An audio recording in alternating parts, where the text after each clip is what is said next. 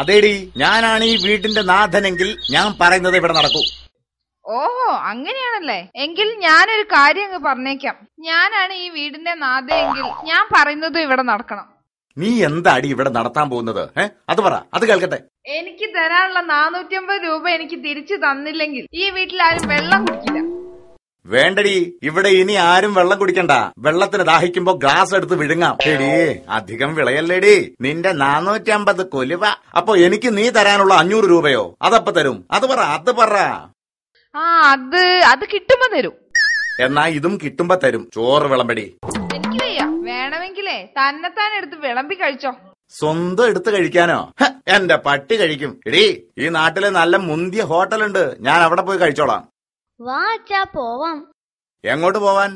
ഹോട്ടലിലോട്ട്. വല്ലാത്ത വിശപ്പ്. എനിക്കൊരു ചിക്കൻ ബിരിയാണി മതി അച്ഛാ. ഇതിനാടാ ചിക്കൻ ബിരിയാണി മാത്രം ആക്കുന്നത്? ബീഫ് ബിരിയാണിയും ഫിഷ് ബിരിയാണിയും പിന്നെ മട്ടൻ ഉണ്ടെങ്കിൽ അതും വാങ്ങിത്തരാം. മിണ്ടാതിരുന്ന് പഠിക്കടാ.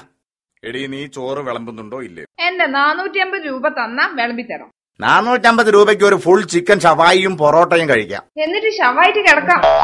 നിങ്ങളൊന്ന് നിർത്തുന്നുണ്ടോ? എടാ ചിന്റുമോനെ, നീ ഒന്ന് ഇടപെട്ടെ. ശരി, അവസാനം ഞാൻ തന്നെ വേണ്ടി വന്നു. ഓക്കെ, അച്ഛൻ അമ്മയ്ക്ക് 450 കൊടുക്കാനുണ്ട്. അമ്മ അച്ഛൻ 500. ശരി, അച്ഛൻ ഒരു 500 ഇങ്ങ് തന്നേ. തരൂ. അമ്മയൊരു 50 രൂപ തരൂ. അങ്ങനെ 50 കിട്ടി. ദാ 500 പിടി. ഇപ്പൊ അമ്മയുടെ 450 കിട്ടിയല്ലോ. കിട്ടിയടാ, താങ്ക്സ്.